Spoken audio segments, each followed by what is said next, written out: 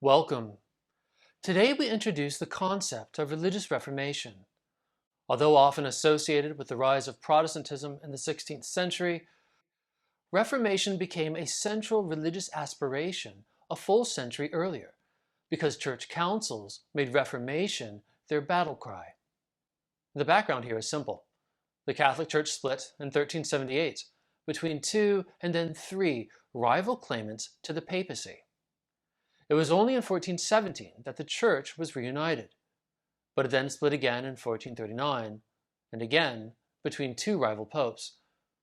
This time schism lasted only a decade, but these schisms collectively cast the longest of shadows upon later generations.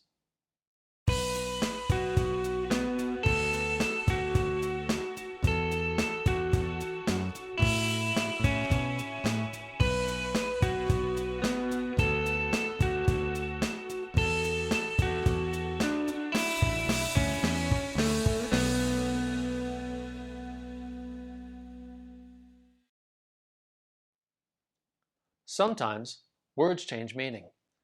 Before we look at the church councils of the 15th century, we need to look at how the meaning of Reformation has changed over time. This is called historical semantics.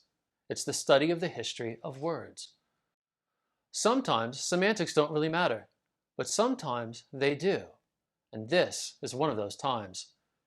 If you know anything about European history, or if you know much about the history of Christianity, then you probably associate the word Reformation with one person above all, Martin Luther, who lived in the 16th century. But believe it or not, Luther never called himself a reformer. Throughout his life, he associated Reformation with councils. In his 1520 letter to the German nobility, he wrote, "In Rome, the devil himself is in charge. Is it any wonder that people like this are terrified of Reformation and a free council?" Almost 20 years later, he maintained the same association. He wrote, "We see the necessity for a council or a reformation in the church." This might seem surprising, but by the time Luther wrote these words in 1539, people had equated Reformation with councils for well over a century. It's one of the oddities of history that we associate Reformation with Luther.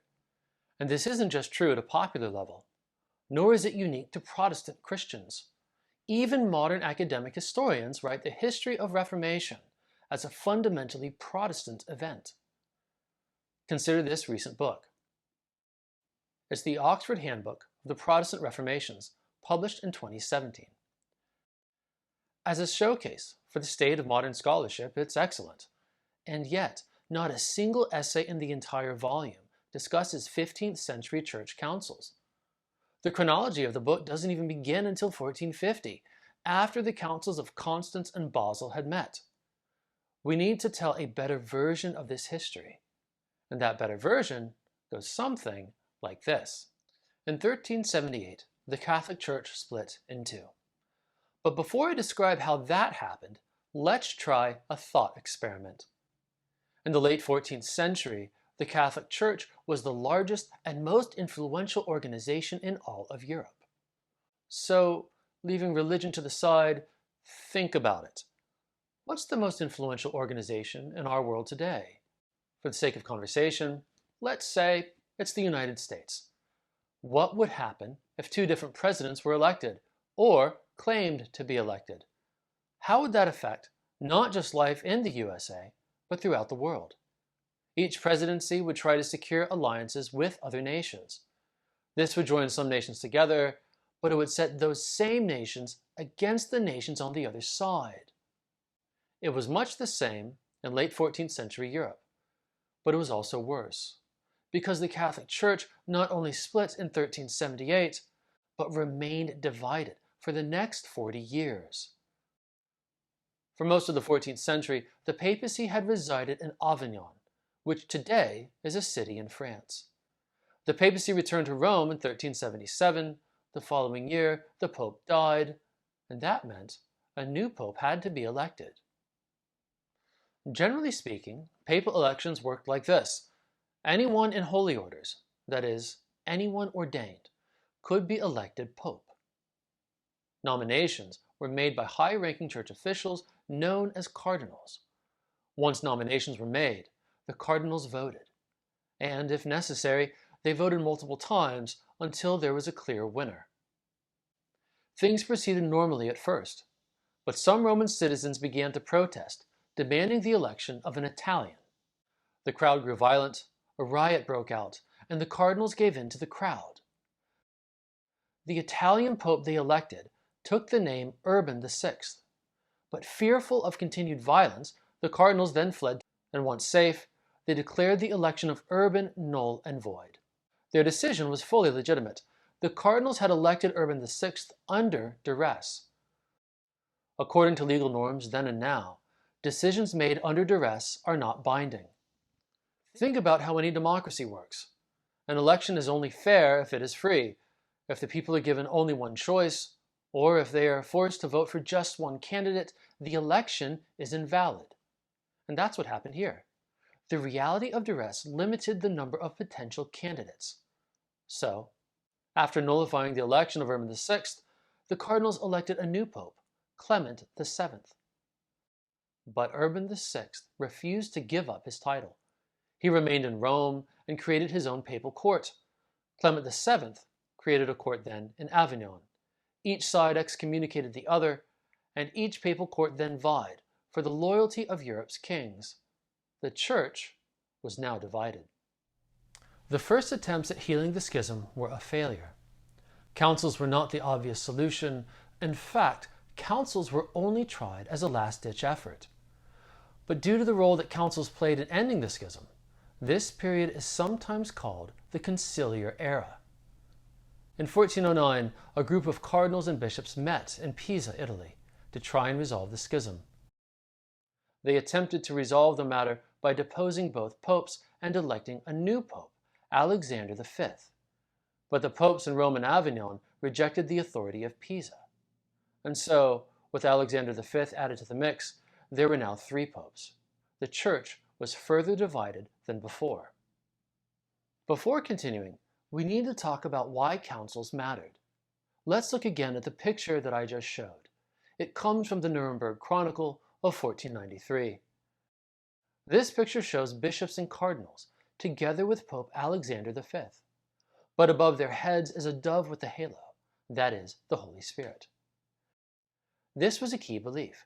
Since the time of the early Church, most Christians have believed that councils were guided by God, and that's exactly what this picture shows. With the Church now divided between 3 popes, another council met in Constance, Germany in 1414, and it lasted until 1418. The council was very well attended. In fact, it remains one of the largest councils in Christian history. The total number of attendees across all 4 years is estimated to have been around 70,000. Constance depended heavily upon an image that came from the New Testament. In the New Testament, in the first surviving letter to the Corinthians, the Apostle Paul wrote, "For just as the body is one and has many members, and all the members of the body, though many, are one, so it is with Christ."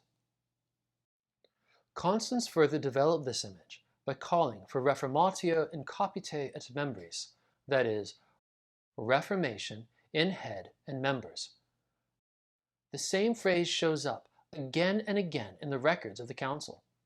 Constance sought a total reformation, covering the entire church body, from the Pope as metaphorical head to common Christians as metaphorical feet. And in 1417, Constance succeeded in reuniting the church. A new Pope, Martin V, was elected that year. But he was elected with a key qualification. He had to agree that a council, and not the Pope, was the ultimate authority in the church. He agreed, and it looked like the Reformation of Constance would be successful. At this point, we need to back up a bit. Why did the Council of Constance talk so much about the church as a body? This is a good example of why context matters. The New Testament is an obvious part of the answer, but what else was going on? The answer brings us to one of the most important ideas of the day, and that is monsters. I'm not kidding. In fact, the concern with monsters long predated Constance. Consider the following, which comes more than a century earlier, from Pope Boniface VIII in 1302. There is one body and one head, not two heads, as though the church were a monster.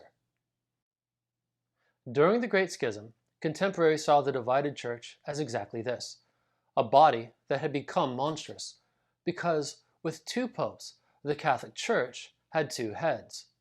But there are other ways of talking about monsters too. Here is a picture of Pope Urban VI, portrayed as a dragon with horns. This comes from an illustrated manuscript of the Vaticania de Pontificibus, that's Latin for the Pope prophecies. Its oldest prophecies date to the 12th century. It circulated under other titles too. Some had the same translation, such as Vaticania Pontificum. Other titles were totally different though, such as Genus Nequam, that is, the beginning of iniquity. But whatever its title, the Vaticania expressed the fear of subversion within. It's a common enough fear among any social group, religious, political, national, etc. The Vaticania alleged a connection between some popes and the Antichrist. It became a popular work and was widely copied for centuries. But the text also claimed that a new pope, known as the Angelic Pope, would restore the church. Here is a 15th century illustration of the Angelic Pope. This is an apocalyptic image because the Pope is holding a sickle. In the New Testament, Jesus talks about how at the end of time there will be a great harvest. He says that wheat, symbolizing faithful discipleship, will be separated from tares, symbolizing a false or hypocritical life. So a sickle means harvest, and harvest means judgment. But there is a second crucial image in this picture, and we see it here. The Angelic Pope is barefoot. This symbolized a restoration of the simplicity found among the original apostles. So lots of apocalyptic speculation formed the background of Constance. We have monsters of various sorts, an angelic pope, and a fear of impending judgment. For those at Constance, a divided church was an apocalyptic sign. A church divided was a church under judgment. The only solution was reformation of the entire church, in head and in members, and thus the restoration of unity. In the short term, Constance had two significant outcomes. One points us to the only law of history, that is, the law of unintended consequences. The Great Schism had resulted in Europe's various kingdoms siding with one pope and against the other. The Kingdom of Bohemia, modern-day Czechoslovakia, eventually sided with the Pope in Pisa, but some refused and maintained loyalty to the Pope in Rome. A Catholic priest named Jan Hus encouraged armed resistance against those who supported the Roman Pope. And so, civil war broke out. Hus was summoned to the Council of Constance, and although promised safe conduct, for reasons long debated, things took a very bad turn once he arrived. Accused of both heresy and sedition, he was excommunicated, and unusually for the time, he was burned at the stake. Much of Bohemia responded with outrage. In the end, a new schism developed between the bulk of Bohemian Christians and the wider Catholic Church, which was otherwise reunited at Constance. The other outcome of Constance was political. King Sigismund of Hungary had been a major supporter of the council. He later became emperor of the Holy Roman Empire, and he spent much of his last years trying to prevent the breakdown of a second council, which then met in Basel, Switzerland. Sigismund exemplified what became increasingly common, the tendency of monarchs to support councils, in part as a counterweight to the papacy. In fact, after his death, Sigismund was often credited with having single-handedly called the Council of Constance. His name was even attached to a prophetic text known as the Reformatio Sigismundi, that is, the Reformation of Sigismund. In it, Sigismund prophesies a forthcoming emperor who will finally and fully reform both church and empire. Over the course of the latter 15th century, Sigismund became a figure of legendary import, albeit one loaded with political meaning. And so, it's to the Council of Basel that we now turn. I've called this the Council of Basel, etc., for reasons that will soon become clear. But note that here too, the Nuremberg Chronicle portrays the council as guided by the Holy Spirit. Constance had called for recurring councils every 10 years. But due to wars in Bohemia and the return of plague, the next major council did not occur until 1431, and it met in Basel, Switzerland. Like Constance, it described its goal as Reformation, but for the first few years, the council was defined by arguments with the new Pope, Eugenius IV. Eugenius tried to re-establish the papacy's independence from councils. Into this fraught situation, an unexpected event tilted matters in the Pope's favor. Greek-speaking Christians requested help fighting against the Ottoman Turks. Both sides, the council and the Pope, were willing to help. Practically everyone saw this as an opportunity to reunite the Latin and Greek-speaking halves of the Church, which had been alienated from one another for centuries. But Eugenius had an advantage. He was in Rome, which was far closer than Basel to the Byzantine Empire. Soon people began leaving the council in Basel to attend the Pope's council with the Greeks. Together with some bishops and cardinals, the Pope met the Greek delegation in the city of Ferrara. When plague struck, they moved to Florence and then eventually to Rome. Talk of reunion and renewed crusade were in the air, but Eugenius first demanded that the Greeks accept papal headship. Remarkably, they did. But those who remained in Basel protested. After all, papal headship was rejected at Constance just 20 years earlier. Soon enough, each side excommunicated the other, and the bishops at Basel elected their own pope. The language of monstrosity then returned, as did the image of the Antichrist. Eugenius even accused the new pope in Basel of being the firstborn son of Satan. This new schism lasted until 1449, when the remaining members of the council in Basel dissolved themselves. Perhaps unsurprisingly, the latter part of the 15th century saw a growing amount of skepticism toward the institutional church. But it was not shared by all. Here again, we see the view of the Nuremberg chronicler, who saw the council with the Greeks in Florence as divinely guided. In 1440, as the Council of Basel broke down, one of the most influential works of the 15th century was completed. Its full title is On the Forged and Mendacious Donation of Constantine, or On the Donation of Constantine for short. Its author was Lorenzo Valla, one of the greatest scholars of the time. The Donation of Constantine is a document of uncertain origins, usually dated to the late 8th or early 9th century. No one knows who wrote it or why, but it contains a remarkable story, claiming that in the 4th century, Constantine, the first Christian emperor of Rome, gave the entire western half of the Roman Empire to the Pope. The Donation of Constantine was later made part of canon law.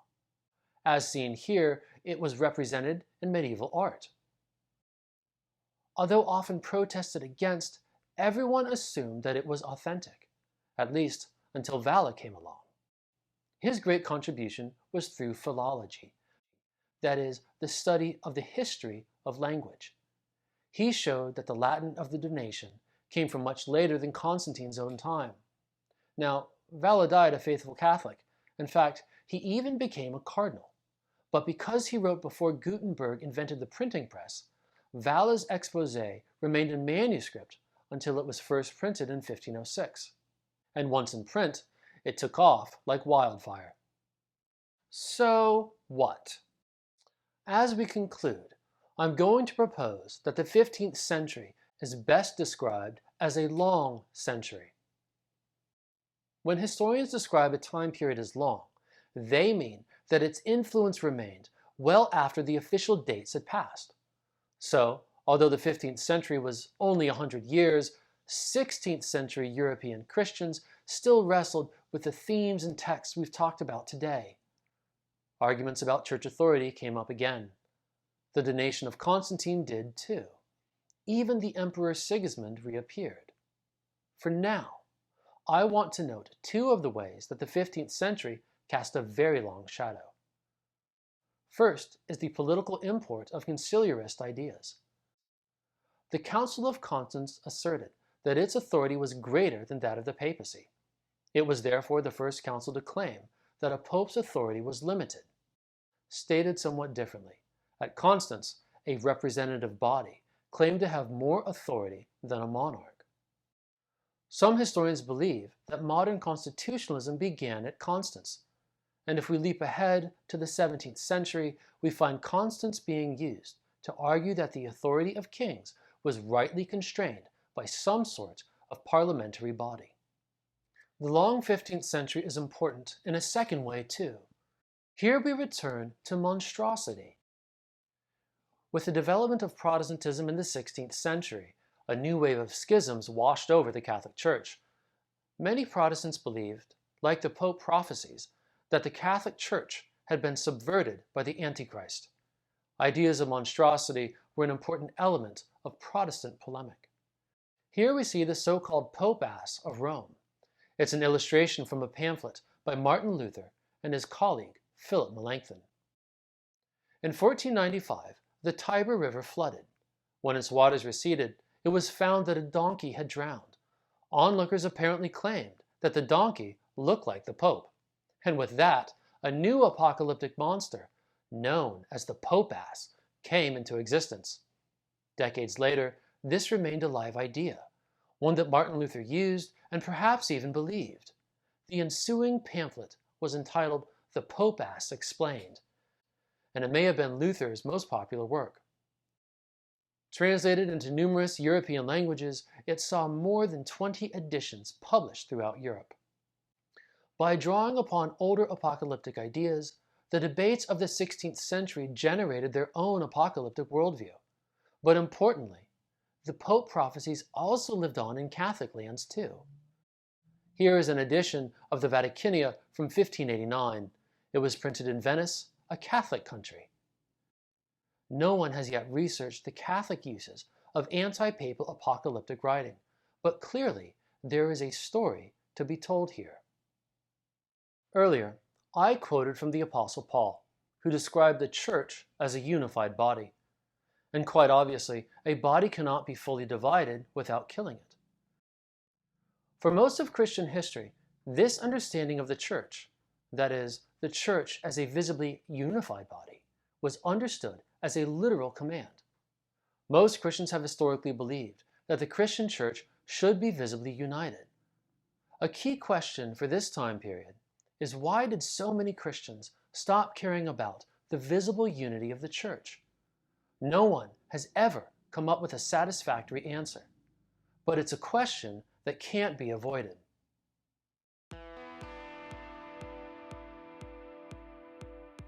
Sometimes recommended reading is also recommended viewing. So, in order of appearance, I thank the following.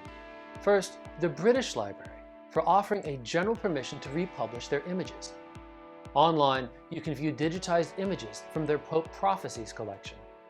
Second, the Parker Library at Corpus Christi College, Cambridge, for allowing the reproduction of images through Creative Commons. They have also digitized images from the Pope Prophecies and placed them online. And finally, the Pitts Theology Library of the Candler School of Theology at Emory University. They allowed me to reproduce their image of the Pope Ass of Rome, and they have a vast digital image archive. I've linked all three of the libraries in the description below, along with the Creative Commons license, and at no point did I change these images. If you're interested in learning more about the Great Schism and Conciliarism, these books are worth consulting. First is Renata Blumenfeld-Kozinski's book, Popes, Saints, and Visionaries of the Great Schism, 1378 to 1417. She offers an excellent overview of the apocalyptic elements that permeated debate at the time. In fact, the front cover image comes from a manuscript of the Vaticania, The next book is by Francis Oakley, The Conciliarist Tradition, Constitutionalism in the Catholic Church, 1300 to 1870. Oakley spends a fair bit of time looking at the political afterlife of conciliarism too. And finally, if the topic of monsters piqued your interest, you want to read Lawrence Buck's volume, The Roman Monster, an icon of the papal Antichrist in Reformation polemics. Buck follows the history of the Pope-ass through the late 16th century, and for good measure, he includes a complete translation of Luther and Melanchthon's pamphlet. That's all for now. Thanks so much for watching. Please hit the subscribe button, and I'll see you next time.